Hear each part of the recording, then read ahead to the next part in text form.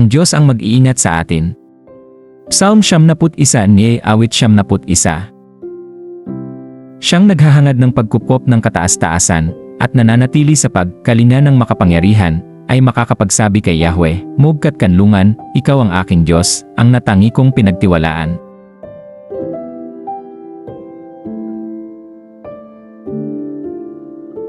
Sa panganib at bitag ika'y kanyang ililigtas, at kahit anumang matinding salot ay di ka magdaranas. Lulukuban kanya sa lilim ng kanyang malapad na pakpak, at kalinga niya ay palagi kang ang nakakatiyak, iingatan niya't ipagsasangalang, pagkat siya ay matapat.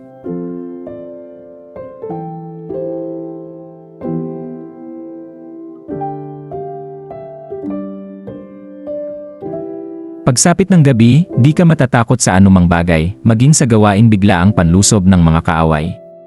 Ni sa anumang darating na salot pagkagat ng dilim, sa pagpuksay wala kang takot, sa araw man dumating.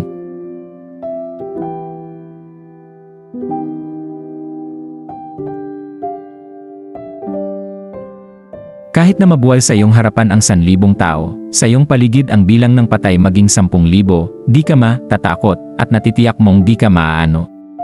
Ika'y magmamasid at sa panonood, mapatunayan, iyong makikita, taong masasamay pinaparusahan.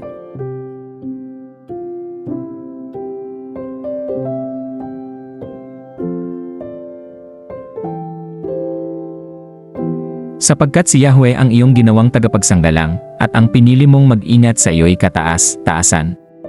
Di mo abuting ika'y mapahamak, di mararanasan kahit anong uring mga paghihirap sa iyong tahanan.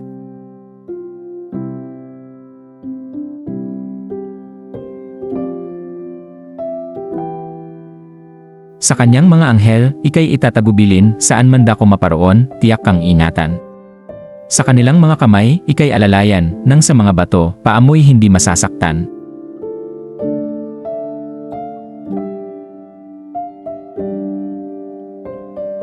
Iyong tatapakan kahit mga ahas o leong mabagsik, di ka maano sa mga serpiente at leong mababangis.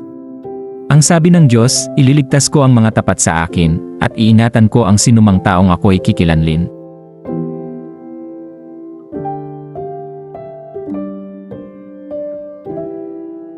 Kapag sila'y tumawag, laging handa ako na sila'y pakinggan, aking sasamahan, at kung may problema ay sasaklolohan, aking ililigtas at ang bawat isa ay pararangalan.